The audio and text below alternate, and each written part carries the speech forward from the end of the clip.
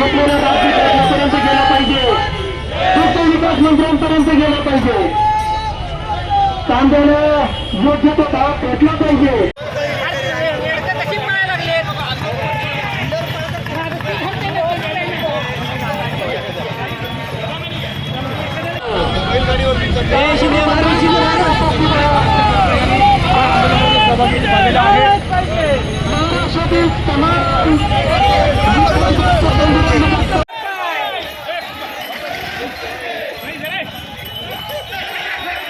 दुधाला आणि कांद्याला योग्य भाव मिळावा या मागणीसाठी महाविकास आघाडीच्या वतीने अहमदनगर जिल्हाधिकारी कार्यालयावरती शेतकरी जन आंदोलन करण्यात येत आहे.